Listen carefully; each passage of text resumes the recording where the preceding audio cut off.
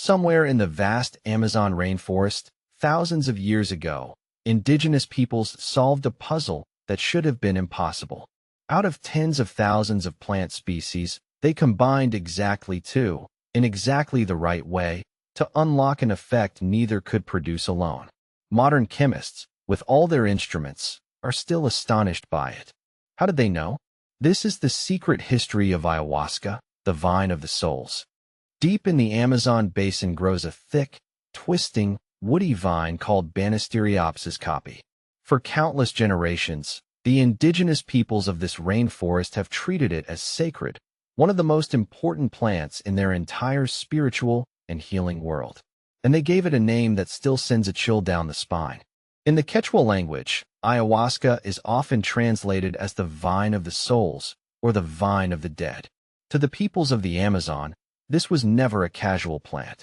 It was a doorway, they believed, a bridge between the ordinary world and a hidden realm of spirits, ancestors, and forgotten knowledge.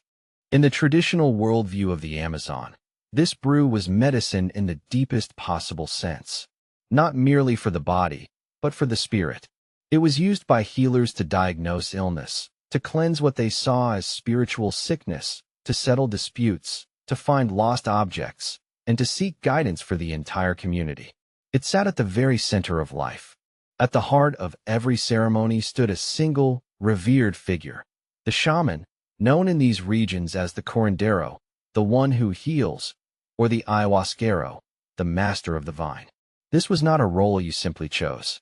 It demanded years, sometimes decades, of rigorous training, discipline, and initiation deep in the forest. To become such a healer, an apprentice would undergo long periods of isolation and strict discipline in the jungle, learning directly from an elder master, and, as they described it, from the plants themselves. They believed that certain plants were teachers, and that with the right preparation, those teachers would reveal their secrets and their songs. And the songs were everything. In many Amazonian traditions, the ceremony is guided by sacred chants called icaros. The shaman sings these melodies in the darkness, and they are believed to direct the entire experience, to summon protective spirits, to guide and heal the participants, and to shape the visions unfolding in the night. The icaros were said to be received from the spirit world itself, taught to the shaman by the plants during their long training. Each healer carried their own repertoire of these songs, a living library of melody and meaning, passed down and personally revealed. To the Amazon peoples, the ceremony was not chaos. It was orchestrated, note by note, by the singing of the healer.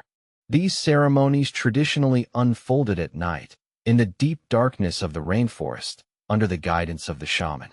They were solemn, disciplined, and sacred events, wrapped in ritual and intention, aimed at healing, insight, and connection with the spirit world. For the participants, this was among the most profound experiences a human being could undergo. But here is the first great mystery, and it is a genuine scientific puzzle that experts still debate today. Ayahuasca is not one plant. It is a careful combination of two very different plants, brewed together.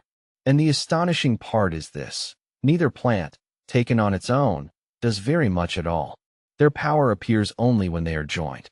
To see why this is so strange, you have to understand the chemistry, which the Amazon peoples could not possibly have known in modern terms. One plant in the brew contains a powerful compound called DMT, a molecule capable of producing profound effects on the human mind. On paper, this single plant should be the key to everything. But there is a catch, a biological lock. When DMT is taken by mouth on its own, the human body destroys it almost instantly. An enzyme in the gut, called monoamine oxidase, breaks the compound down before it can ever reach the brain. Swallow that plant alone, and essentially nothing happens. The door stays firmly shut.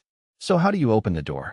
You would need a second substance, a very specific one, that switches off that gut enzyme, allowing the first compound to survive and reach the brain. And this is exactly, almost unbelievably, what the other plant provides. The ayahuasca vine itself contains a family of molecules called beta-carbolines, with names like harmine and harmaline. And these are potent, natural inhibitors of that very same gut enzyme.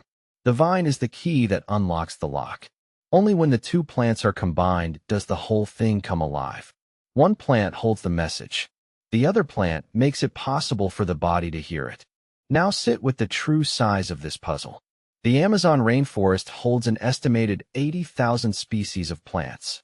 And somewhere in that ocean of green, ancient peoples found precisely these two, and discovered that boiling them together produced a profound effect, while each alone did almost nothing.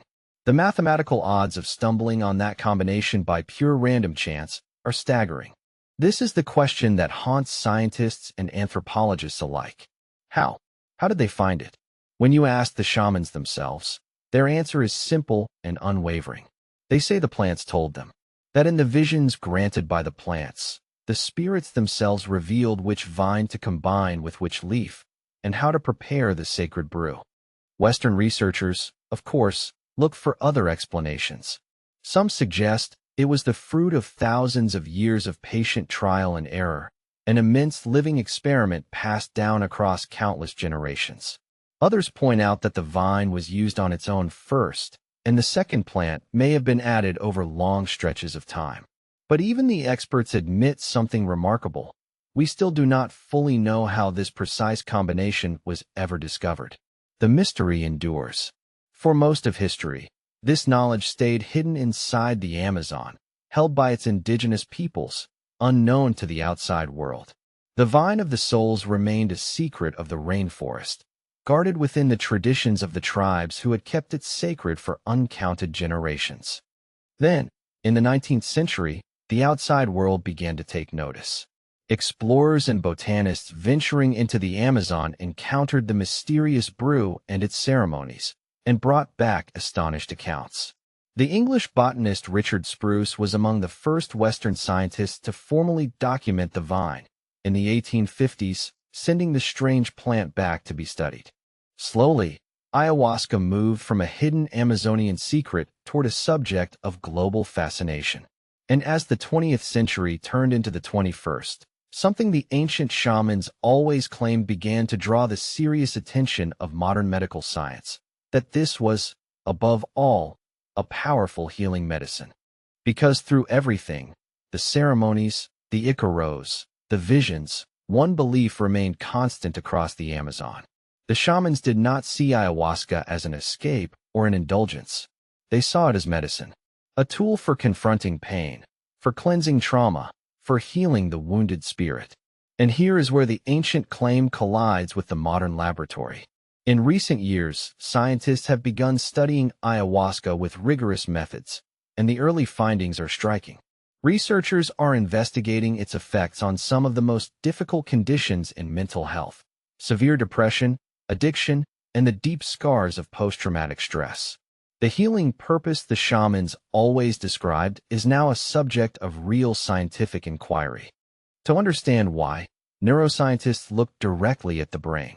Using modern imaging, they observe that the ayahuasca experience is associated with reduced activity in what is called the default mode network, a system linked to our sense of self, and to the endless loops of rumination that dominate conditions like depression and anxiety. For a time, the brain's rigid patterns appear to loosen. Even more compelling, research suggests these compounds may promote neuroplasticity, the brain's ability to form new connections and rewire itself. Scientists believe this flexible, open state may be part of why some people report profound and lasting emotional breakthroughs, a sense of confronting old wounds and finally moving beyond them. The scientific picture, then, begins to echo the ancient one. The shamans spoke of the vine cleansing spiritual sickness and freeing people from their burdens. Modern researchers describe a temporary loosening of the mind's rigid patterns and a window of renewed mental flexibility.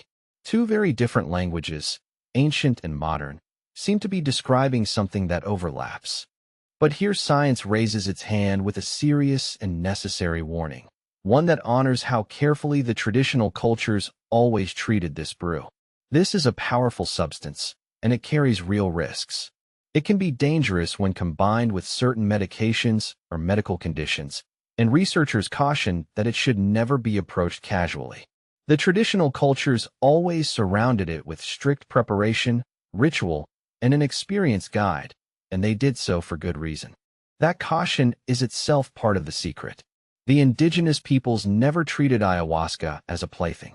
It was sacred, hedged with rules, preparation, and the constant presence of a trained healer. Modern science, discovering the brew's genuine power, is arriving at a strikingly similar conclusion, that such a potent tool demands profound respect and careful, controlled settings. So now, at last, the threads of our story draw together. We began with an impossible puzzle. How did ancient peoples, out of 80,000 Amazon plants, find the exact two that unlock one another? The honest answer is that we still do not fully know. It may be one of the most remarkable discoveries in the entire history of human knowledge of plants. We asked why generations held this brew as sacred, as the vine of the souls, a medicine for the wounded spirit. And modern neuroscience, studying depression, trauma, and the wiring of the brain, is beginning to find real mechanisms beneath those ancient beliefs. The shamans could not name a molecule or scan a brain, but their instinct that this was powerful medicine is being taken seriously in laboratories around the world. Think of the whole extraordinary journey. A vine named for the souls of the dead. Healers trained for decades in the forest, singing songs they said the plants had taught them. An impossible chemical combination discovered in an ocean of green. And a brew that modern science now studies for the deepest wounds of the human mind.